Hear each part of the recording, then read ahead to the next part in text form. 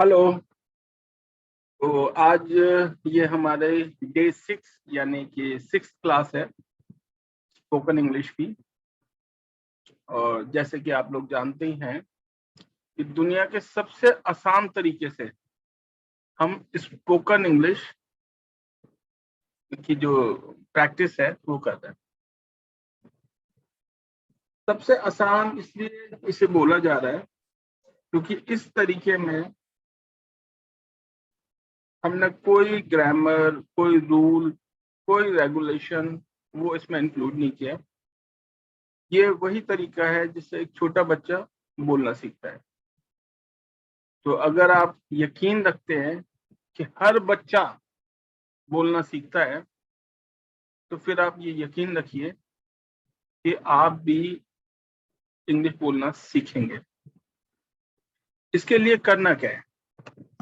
इसके लिए सिर्फ ये करना है आपने कि जो भी आपका सर्कल है, आपके फ्रेंड्स हैं या आपके रिलेटिव्स हैं या आपके कलीग्स हैं, जो भी जिनके साथ भी आपकी अच्छी बातें होती हैं, उनको इस चैनल को सब्सक्राइब कराइए, जिससे उनके पास भी ये सारे न्यू वर्ड्स, न्यू सेंटेंसेस उनके पास जाएंगे और फिर आप और वो मिलके इनको यूज कीजिए। और जितना ज्यादा आप यूज करेंगे उतने ही ज्यादा ये वर्ड्स और ये सेंटेंसेस आपके प्रैक्टिस में आ जाएंगे। फिर आपको बिल्कुल भी जरूरत नहीं पड़ेगी कि अरे इसका मीनिंग क्या है, ये क्या होता है। जैसे फॉर एग्जांपल एम्बेडेड, अगर रेगुलर प्रैक्टिस में होगा तो मतलब भी नहीं कि क्या होता है, ऐसे थोड़ा ना सोचेंगे। फिर आप इमेंस, आपको बिल्कुल जरूरत नहीं पड़ेगी। डेब्री, है ना, labyrinth, vulnerable, okay, liberty, conscience, comprise, Jubilant, varied. तो ये बहुत सारे वर्ड्स हैं जो हम अभी तक कर चुके हैं। हमारी जो प्रीवियस क्लासेस रही हैं उनमें हमने ये सारे के सारे वर्ड्स किए हैं।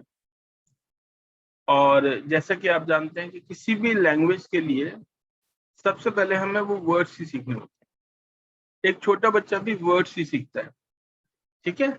अगर उसे पानी चाहिए तो वो ये नहीं बोलता कि मुझे पानी लाके दो या मुझे पानी चाहिए। वो बोलता है सिर्फ पानी, और पानी से ही समझ लिया जाता है कि उसे पानी चाहिए, राइट। और फिर धीमे धीमे फिर वो सेंटेंस फॉर्मेशन उसकी हो जाती है। तो वही सेम प्रोसीजर हम यहाँ अडॉप्ट कर रहे हैं। हम आपको रेगुलर सिखा रहे हैं नए वर्ड्स और नए सेंटेंसेस। तो देखिए इतने सारे वर्ड्स हम सीख चुके हैं। अब ये वाले वर्ड्स अगर आपके लिए कोई इश्यू नहीं है तो फिर आप इसी क्लास से आगे कंटिन्यू कर सकते हैं।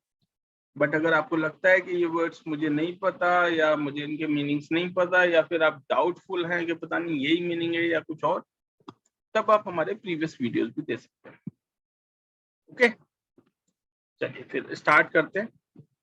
तो जैसे कि मैंने बोला हुआ है कि हमें प्रैक्टिस की जरूरत होगी, और बिना प्रैक्टिस के हम कभी भी कुछ भी नहीं कर पाएंगे, स्पेशली लैंग्वेज। चलिए स्टार्ट करते हैं। तो आज की जो स्टार्टिंग है वो है जनरल सेंटेंसेस के साथ, यानी वो सेंटेंसेस जो आप डेली यूज करते हैं अपने सर्कल्स में। और इन सेंटेंसेस में मैंने वो सारे वर्ड्स इंक्लूड किए हैं जो हम इससे पहले कर चुके हैं, जिनकी मीनिंग हम डिस्कस कर चुके हैं। जैसे देखिए, व्हाट अ इमेंस बिल्डिंग। तो इसमें जो इमेंस है वो हमारा वोकैबुलरी का पार्ट रहा है। हमने वो पहले किसी न किसी वीडियो में समझा है कि क्या होता है ये इमेंस। हिंदी में भी बता रहे हैं जिससे कि आपको बहुत आसानी हो। अब कितनी बड़ी इमारत है, कितनी विशाल इमारत है, ये सरप्राइजिंग है। आप सरप्राइज हो जाते हैं इस चीज को देख के ना। तब आप बोल सकते हो व्हाट अ इमेंस बिल्डिंग। तो ये एक फॉर्मेट है सेंटेंस का, व्हाट अ इमेंस बिल्डिंग। अब इसमें आप बहुत सारी चीजें बोल सकते हैं, जैसे कोई गाड़ी अच्छी लगी आपको तो आप कह सकते हैं व्हाट अ ब्यूटीफुल कार, है ना। या कोई लड़की अच्छी लगी तो आप उसमें भी बोल सकते हैं व्हाट अ ब्यूटीफुल गर्ल। अगर आपको कोई टीचर अच्छा लगा तो आप बोल सकते हो वाओ व्हाट अ टीचर। तो इस तरीके से ये क्या फॉर्मेट्स हैं बेसिकली सेंटेंस के, तो इन्हीं फॉर्मेट से आप सेंटेंस बना सकते हैं। अब जैसे I hate my friends fret, जल्लाहट, हमने डिस्कस किया है फ्रैट, तो I hate my friends fret, तो फ्रेंड की जगह वाइफ हो सकती है ना, टीचर हो सकती है, स्टूडेंट हो सकता है, मतलब कुछ भी। तो दीज आर बेसिकली फॉर्मेट्स। तो इन फॉर्मेट्स को जब आप सीखेंगे तो इन फॉर्मेट्स में आप वर्ड बदलिए और आपका sentence ready according to situation और according to whatever you want to say, right. Illicit actions are dangerous. तो इलिसिट मतलब अवैध चीज है जो कानूनी तौर पर ठीक नहीं है, तो अवैध कार्रवाई खतरनाक है, राइट। ओके, आगे देखते हैं। You will never get debris here. अच्छा, एक चीज और है जिसके लिए मैं हमेशा बोलता हूँ कि ये लैंग्वेज सिर्फ और सिर्फ सुन के आने वाली लैंग्वेज। अब देखिए लिखा है डेब्रिस, एस बी है, और हम बोलेंगे इसे डेब्री, एस साइलेंट है। अब आप मुझे बताइए कि क्योंकि इंग्लिश में इस टाइप के तो कोई रूल है नहीं कि जो रूल्स आपको पढ़ा दिए जाएं और फिर आपको पता लग जाए कि भाई कौन सा लेटर कब साइलेंट होता है और कब नहीं होता। तो हो सकता है आप इसे डेब्रिस पढ़ दें, है ना। तो डेब्रिस अगर पढ़ेंगे तो होगा क्या, जो एक इम्प्रेशन वाली बात थी, नॉर्मली आज भी जब लोग बहुत अच्छी इंग्लिश बोलते हैं तो उसे एक इम्प्रेसिव लैंग्वेज बोला जाता है कि भाई कितना अच्छा वो इंग्लिश बोल पा रहा है। तो वो जो इम्प्रेशन था हमारा, जैसे ही हमने डेब्रिस बोला वो इम्प्रेशन कन्वर्ट हो गया हमारे एम्बेरसमेंट। तो अब कोई इम्प्रेशन नहीं हुआ बल्कि हमें एम्बेरस्ड फील हुआ कि मैंने गलत बोल दिया। और अगर किसी ने टोक दिया तो फिर जो थोड़ा बहुत बोल रहे थे वो भी नहीं बोलेंगे यार किसी, ठीक है। अब देखिए यहाँ लिखा है शैटर, तो शैटर हम डिस्कस कर चुके हैं, this bomb will shatter the monument. आपको बस यही देखना है कि एक एक जो वर्ड है उसका मीनिंग और उसे हम कैसे यूज कर रहे हैं, बस। और करना ही क्या है आपने, जब स्पोकन इंग्लिश क्या है, if you want to say anything, if you want to talk to anybody in English, then what you have to do? You have to make sentences to discuss your things. And sentences means a sentence comprises two or more words. Okay? तो ultimately हमें words की जरूरत है, और जब words हमारे पास नहीं है तो हम कैसे बोलेंगे, ठीक है। जैसे मिराज मैंने आपको सिखाया था, क्या मतलब है, करोड़पति होना गरीबों के लिए मृग तृष्णा के अलावा और कुछ नहीं। मिराज, मिराज मतलब एक तरीके से इल्यूजन, जो चीज नहीं है वो भी हमें दिखाई दे रही है, तो उस केस में हम बोलते हैं मिराज। आगे देखिए, अब देखिए दोबारा एक अच्छा सा वर्ड है, मैंने आपको सिखा रखा है और हम इसे पढ़ते हैं इंट्रीग, है ना, इंट्रीग। जबकि स्पेलिंग है INTRIGUE। अब अगर गलती से हमने इसे इंट्रीग्यू पढ़ दिया तो हो जाएगी ना इंसल्ट। तो वो चीज सिर्फ और सिर्फ आप तभी सीख सकते हैं जब आप सुनेंगे कि how to pronounce this particular word और उसका मीनिंग क्या है और उसे हम कैसे सेंटेंस में यूज कर सकते हैं। तो वो सारी की सारी चीजें आपको यहाँ हम कोशिश कर रहे हैं देने की, आपको अच्छे अच्छे वर्ड्स दे रहे हैं, उनकी मीनिंग समझा रहे हैं, उनको कैसे हमें सेंटेंस में यूज करना है वो समझा रहे हैं, और बस यही चाहिए, और इससे ज्यादा कुछ भी नहीं चाहिए आपको। और रही बात प्रैक्टिस की, तो देखो वो थोड़ी सी करनी पड़ेगी, और उसका तरीका भी मैं आपको बता चुका हूँ कि जो भी आपका ग्रुप है, जिस ग्रुप में सबसे ज्यादा डिस्कस आप करते हैं, उनको इस चैनल के बारे में बताइए, इस चैनल को सब्सक्राइब कराइए, और उनको भी बोलिए कि थोड़ा सा बैठ के देखें इसको, तो उनकी भी इम्प्रूव होगी और आपकी भी। खासतौर से बच्चों की बहुत जरूरी है, क्योंकि उनके एकेडमिक्स में भी काफी हेल्पफुल रहने वाली है। ठीक है, अब जैसे एक सेंटेंस देखो, यहाँ लिखा है I love my daughter's giggle. अब गिगल अगर आपको पता है तो आप इसे यूज कर सकते हैं, मतलब होता है हंसी। तो I love my daughter's giggle सभी को पसंद है, अपनी अपनी बच्चों की हंसी तो किस माँ बाप को नहीं पसंद। तो दिस इज अ फैक्ट।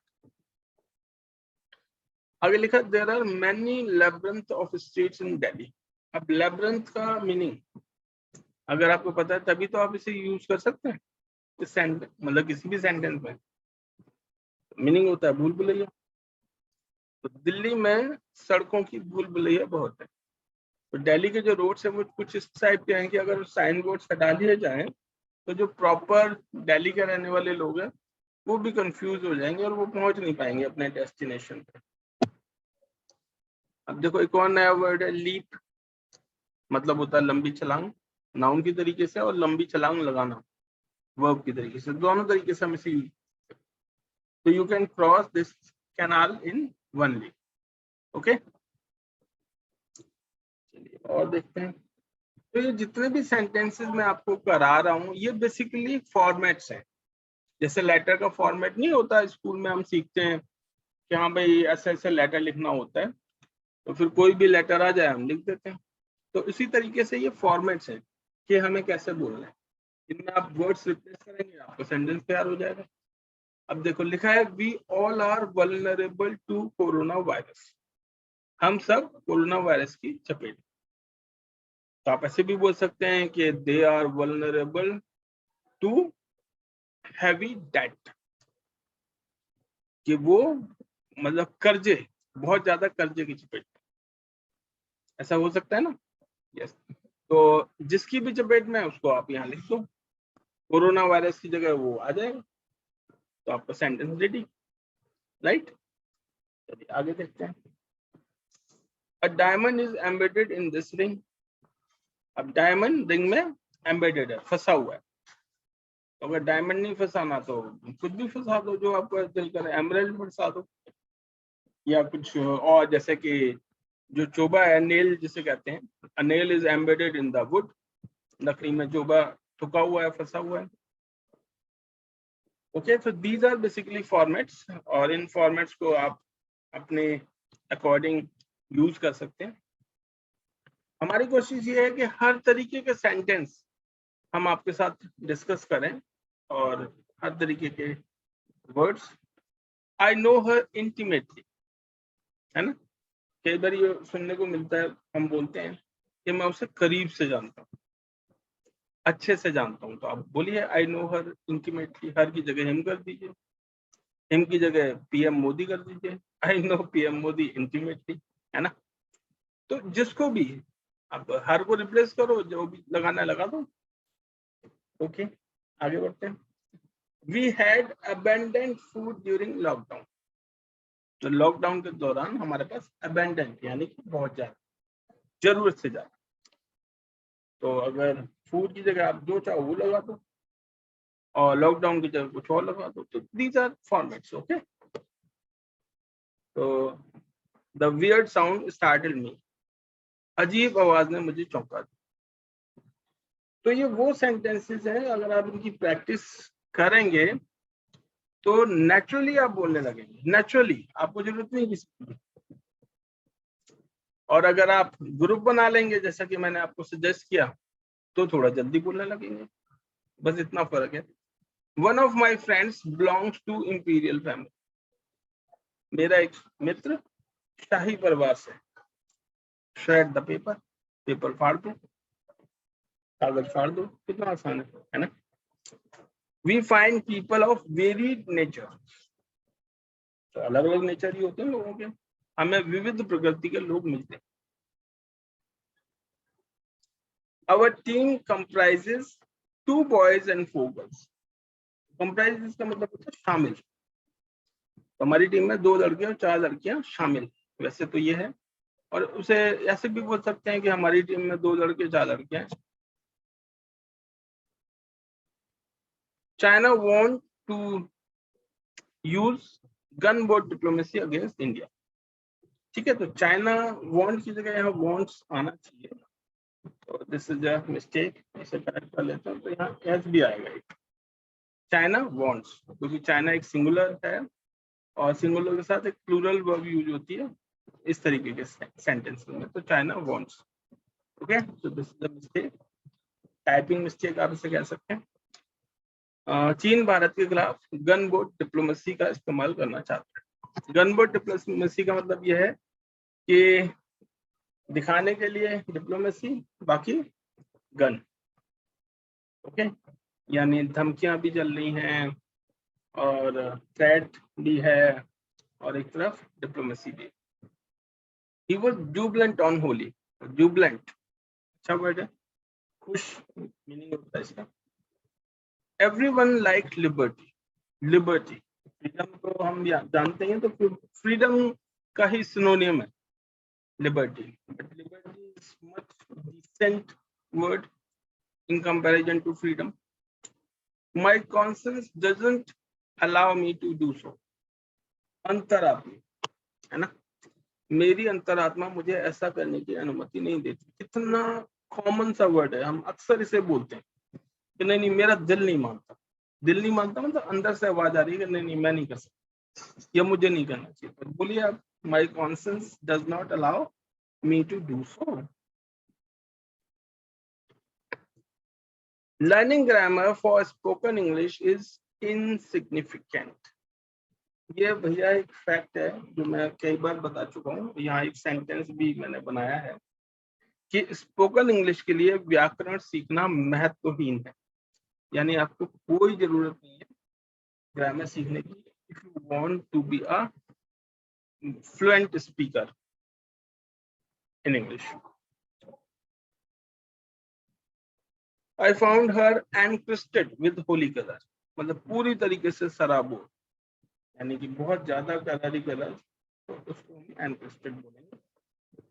और यहाँ से हम स्टार्ट करने वाले हैं कुछ और नई वोकैबुलरी, कुछ और नए वर्ड्स और उनके ढेर सारे सेंटेंसेस जो कि आपको हेल्प करेंगे, आपके कलेक्शन में ऐड होंगे और आप और अच्छे से बोल पाएंगे। लिखा है कॉम्प्रिहेंसिव, देखो कितना अच्छा वर्ड है कॉम्प्रिहेंसिव। आप मतलब वर्ड ही काफी है, आप बोलो तो सही, वही एकदम मतलब मीनिंग क्या है देखिए, complete including all or nearly all elements or aspects of something, मतलब पूरी तरीके से complete, that is called comprehensive। कैसे यूज करेंगे देखिए क्या लिखा हुआ है, ये लीजिए दोबारा से वही कि comprehensive study of grammar is not necessary for spoken English। ये अंग्रेजी सीखने के लिए, खासतौर से बोलने वाली अंग्रेजी सीखने के लिए व्याकरण का व्यापक अध्ययन आवश्यक नहीं है। और मैं कहता हूं बिल्कुल भी ग्रामर की जरूरत नहीं है। आप सीधे सीधे वर्ड सीखो, कैसे बोलना है, कैसे उनका यूज है, बस और कुछ भी नहीं सीखना। In class comprehensive study is must. हाँ, क्लास में कॉम्प्रिहेंसिव स्टडी मस्ट है। अगर आप अच्छा स्कोर करना चाहते हैं तब आपको अच्छे से पढ़ना जरूरी है। To start any business comprehensive knowledge is essential. ये भी देखो सही है, अगर व्यापार करना है तो उसकी पूरी जानकारी होना जरूरी है। Prepare comprehensively for your exams. तो बड़े लोग हमेशा कहते रहते हैं कि भाई अच्छे से पढ़ो, एग्जाम की तैयारी करनी है। कॉम्प्रिहेंसिव लर्निंग इज की ऑफ सक्सेस। ये अच्छी बात, हमें अपने बच्चों को बोलना चाहिए, उनको सिखाना चाहिए ये, क्योंकि study is something that can provide you each and everything in life, तो जितना जल्दी हम समझ जाए अच्छी बात है। इसके बाद ये वर्ड है कंसाइज। ओके, कॉन्साइज नहीं बोलेंगे, कंसाइज बोलेंगे। ओ की ओ भी साउंड होती है, अ भी होती है, तो ये याद रखना है। लेकिन ये याद कैसे रहेगा, जब ये वर्ड्स प्रैक्टिस में होंगे। प्रैक्टिस में कब होंगे, जब आप सुनेंगे और बोलेंगे, सिंपल।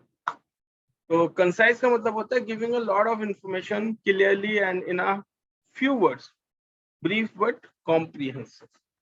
ओके,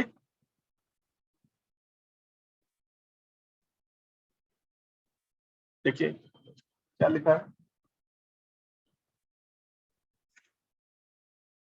लिखा है please keep your message concise.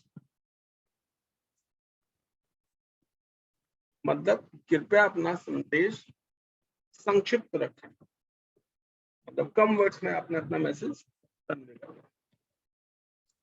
Tell me the incident in concise, मुझे घटना संक्षेप में बताओ। इन कंसाइज वे भी अच्छा हो सकता है। कीप योर डिस्कशन कंसाइज, अपना जो वार्तालाप है उसको संक्षिप्त रखें। Whatever you want you can say but in concise, जो भी बोलना है बोल लो, लेकिन थोड़ा कम वर्ड्स में, कंसाइज वे में। This story can't be told in concise, ये सेंटेंस है, ये कहानी मैं संक्षेप में नहीं बता सकता। उस तरीके की कुछ स्टोरीज होती है जिनको डिटेल में बताना जरूरी है।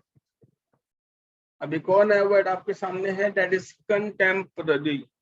कंटेम्पररी, ओके, कंटेम्पोरेरी नहीं है, ये कंटेम्परेरी नहीं है, दिस इज कंटेम्पररी।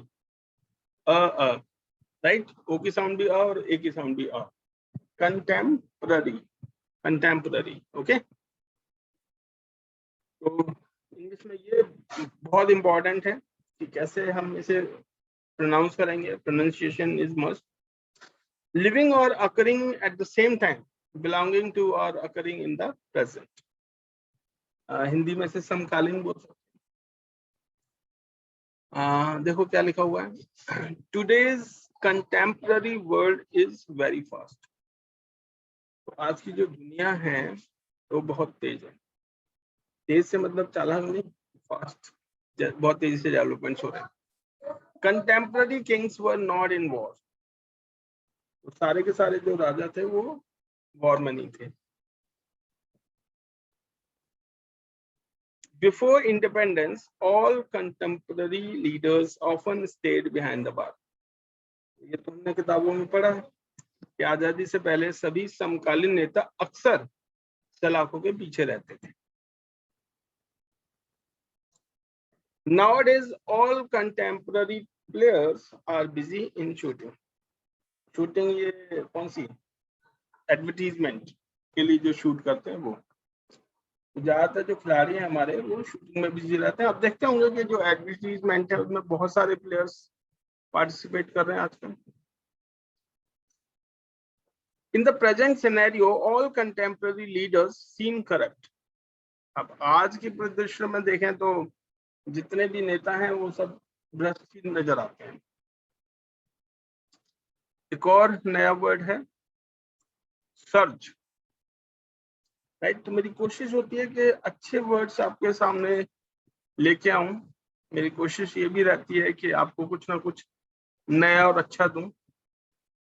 और जिस तरीके से आप लोगों की सपोर्ट मुझे मिल रही है तो मुझे लग रहा है कि मैं किसी हद तक इसमें सक्सेसफुल भी हो रहा हूँ। सेंटेंस देखिए क्या लिखा है, A surge of motivation went through my body. तो एक शरीर में प्रेरणा की लहर दौड़ गई। ये इंस्पिरेशन कहीं से भी मिल सकती है, कहीं से भी ये प्रेरणा की लहर आ सकती है। The surge of tsunami was message. अब देखो सुनामी बोला, सुनामी है जबकि टीवी लगाया हुआ है, तो अब टी सुनामी तो नहीं बोल सकते ना इसे, कैसे पता चलेगा भाई? सुनने से और प्रैक्टिस से ही याद रहेगा ये, अदरवाइज तो टी सुनामी हो गया, मुश्किल हो जाएगी। Okay. The surge of earthquake made the whole or startled. तो startled देखो दोबारा समझने अच्छा वर्ड है, हम पहले डिस्कस कर चुके हैं ये वर्ड। भूकंप की तेज लहर ने सभी को चौंका दिया। A surge of flood washed away everything. सब कुछ बहा के ले गई बाढ़ की लहर। और क्या हो सकता है? An inside motivational surge is necessary for achievement. ये बहुत अच्छी बात। अगर आपने कुछ बड़ा अचीव करना है, कुछ बड़ा अचीवमेंट चाहिए, तो उसके लिए इनसाइड जो है लहर वो बड़ी। इसके बाद एक और देखो नया वर्ड है परसिस्टेंस। परसिस्टेंस ओके, नाउन है ये, और इसका मतलब होता है फर्म और obstinate कंटिन्यूअंस in a course of action in spite of difficulty or opposition.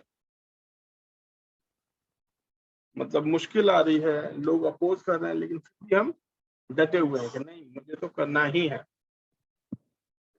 तो सेंटेंस देखिए कैसे बना सकते हैं। Sometimes persistence can be considered a good quality. Sometimes, लेकिन कभी कभी दृढ़ता, मतलब दृढ़ता अच्छी बात है लेकिन जिद अच्छी बात नहीं। ओके, तो कभी कभी दृढ़ता को एक अच्छा गुण माना जा सकता है। परसिस्टेंस इज गुड और bad, it depends on it's objective. अब ये जो परसिस्टेंस है ये अच्छी है या बुरी है, ये तो उसके उद्देश्य पर ही निर्भर करेगा। Persistence to achieve something in life is good. Okay? तो जीवन में कुछ हासिल करने की जिद अच्छी है, इसमें तो कोई बुराई नहीं है। Persistence to get something by any means is bad.